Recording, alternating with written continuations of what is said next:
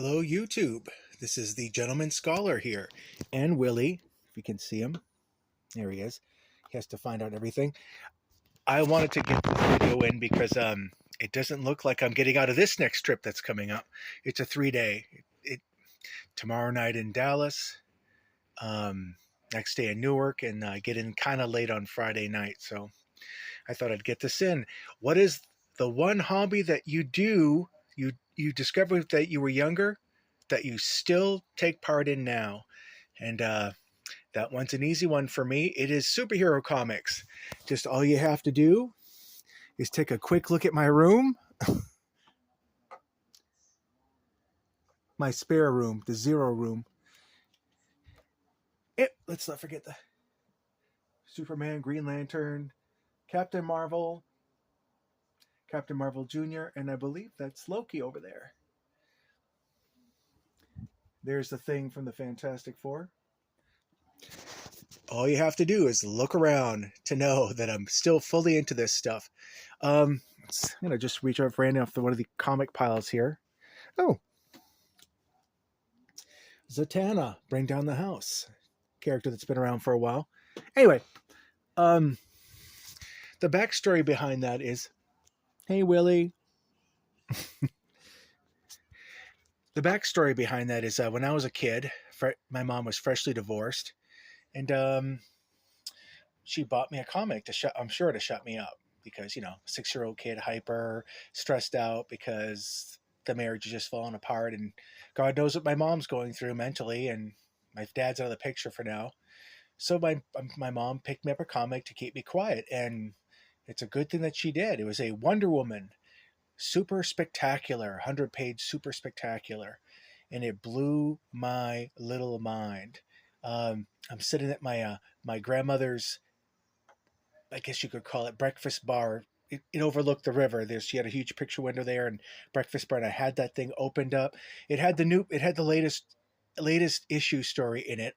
It also had some heavy reprints in it from different eras of the character's history, and all I knew is that, wow, look at her. She's got an invisible plane.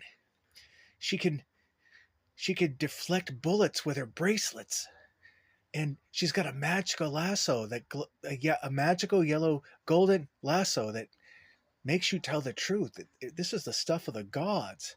And of course, back then, Wonder Woman had a secret identity, Diana Prince. Same with the TV show too. But instead of a turn that she did to change into her costume, they developed a way that she took her magic lasso and she spun it over her head so that the lariat hoop was floating above her, and she'd slowly lower it over her clothes, so that she'd go from civilian gear to her Amazonian outfit in no time flat. And of course, that pretty much changed when the TV show came around. And then eventually, when the reboot showed up, when the crisis happened in 1980, 85, 86, they just rebooted pretty much all of DC history, and then Princess Diana didn't have a secret identity anymore, but that's a whole other story. But yeah, I've been reading comics for the better part of, 6 years old. I'm like 50, the better part of 50 years now. And I shudder to think what would have become of me if I didn't have those to lean on, because they kickstarted my love of reading. I graduated from comics to prose books in no time. Uh,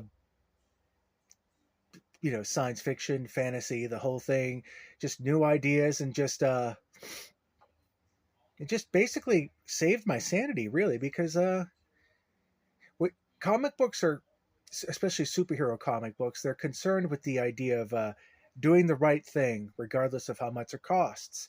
And very few literary art forms even care about that anymore, except maybe the Western. Um, but as superhero fiction has struggled to grow up over time, um, the meaning of heroism has gotten stretched and distorted, snapped back to its original shape. And the thing I've learned from heroic fiction is that it costs to be a hero. Um, I mean, we'll take a iconic example of Batman, it costs to become a hero. I mean, Bruce Wayne, for example, saw his parents shot right in front of him in a back alley, and it traumatized him so much that he dresses up as a flying rat and fights crime.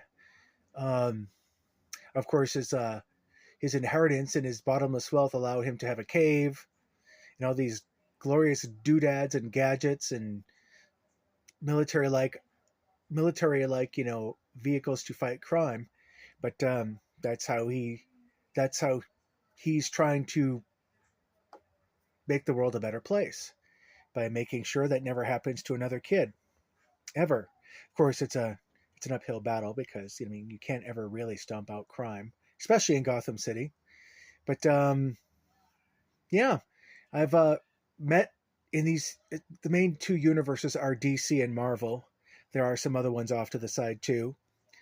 Um, but it's been really fun in exploring those two universes for the last 50 years, and characters have changed. There's been really great storylines, some of which you've seen on TV, adapted for television in X-Men movies and X-Men movies, The Avengers, Superman the movie, for an example. So yeah, it's it's a great American art form that has given much color and joy to my life, and I'm proud to be a comic geek. And all you have to do is tune into the Big Bang Theory to see how much other people are into it as well, or any comic book convention you see all the costume play going around. So that's it. I just wanted to get that in before I fly the friendly skies. Say bye to Willie. Bye, Willie. Yeah, whatever. And we'll talk to you soon. Cheers.